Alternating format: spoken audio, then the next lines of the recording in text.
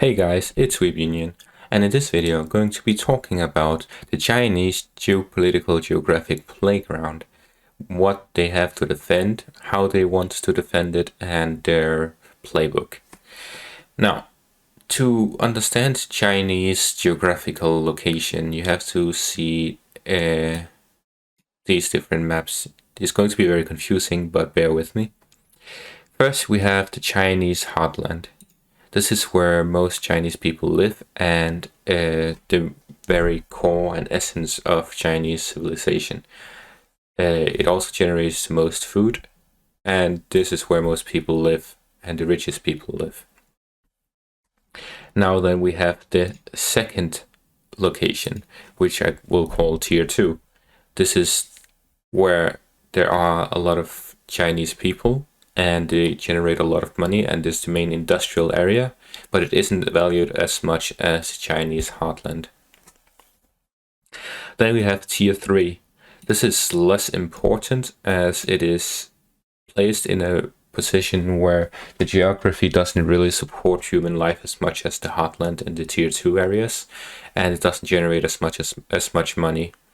It is more of a midpoint between being very important and being able to be defended. Then we have the last one, Tier 4, which is unarable land where not a lot of people live, but there's still a civilization. And this is area that China is willing to sacrifice in case of an all-out war where their existence is under threat. Then we have these three locations: Inner Mongolia, Xinjiang, and Tibet. These are three locations purely conquered as a buffer zone. They are very unarable. Barely any people live there, and even the railway that connects to Tibet was called impossible to make by the Western experts, as it's literally a mountain and desert area, the same with Xinjiang and Inner Mongolia. These are purely buffer zones between China and other outside forces to protect it and prevent outside interference. This is mainly because these areas don't have Han Chinese people. The migration just started maybe 30 to 40 years ago. So now it's increasing, but the main point is that these areas are made and are owned by China only for the pure single reason to defend China. Imagine if Russia decides to invade China and they decide, okay, we will go through Mongolia. That's already a huge distance, and then by going into China and Chinese mainland, they go into Inner Mongolia, and they have to continue through all this desert and mountain region, and their supply lines have to go through this desert and mountain region, all the way into then Tier 4 location or Tier 3 location before reaching the Chinese mainland, heartland. So China wants to fight their wars in these outer areas before they reach the main areas, especially the heartland. The heartland is surrounded by all of these areas that they consider to be not as important as the heartland, except for here where there's the open sea, which is why they are building a coastal navy, and that is why they want control of the Korean peninsula as well as Taiwan. Now that we're talking about the islands, there are 2 or 3 different barriers by the islands. The first one is this one. It is the 10-line chain. It is from Taiwan, including the Philippines, the Philippine Islands, Malaysia, Brunei, and Vietnam, and all the islands in this area. The second one is this one, which is the first island chain, which is from Korea to Taiwan, Brunei, Malaysia again, and Thailand.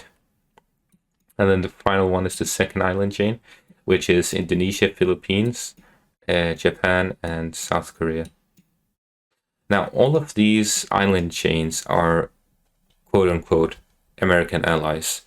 They are the ones that the United States have strategically put on their side to basically blockade Chinese mainland from the seas. And China has been forcing their way into the South China Sea because they know that they are being blockaded through this area. If they are taking control of these islands, then they can at least protect their own mainland through the military bases they're building around these islands. And at the same time, they want to take Taiwan, as Taiwan opens them up to the open sea, the Philippine Sea, as well as either fighting the Philippines or trying to politically persuade them into becoming an ally rather than an enemy, which will allow them to have further power in the ocean to prevent U.S. influence from dominating them. And the most important part about these island chains is for China to trade with the rest of the world, which is to the west. They have to go through this Singaporean Malaysian Strait, which is 500 kilometers long and very tiny, which allows the Americans to basically ambush the Chinese Navy or convoys or whatever they use to trade in case of conflict between the two nations. So this is a gap that is the Malacca Strait. It is the most challenging part for the Chinese to deal with. So Chinese influence is something that is growing, and they want to take control of these specific, these three lines. So Vietnam, Malaysia, Brunei, Indonesia, Philippines, Taiwan, South Korea, and Japan. These are all existential threats for China, and they want their influence over these areas. If not willingly, then unwillingly. So the reason why the United States considers China as an aggressive power is because they know and understand that Chinese political and geographical position is for them to control the seas around them, especially the islands that keep them inside these small seas, the Yellow Sea, the East China Sea, and the South China Sea. Now, that's all for this video. Hope you enjoyed and have a great day. Subscribe.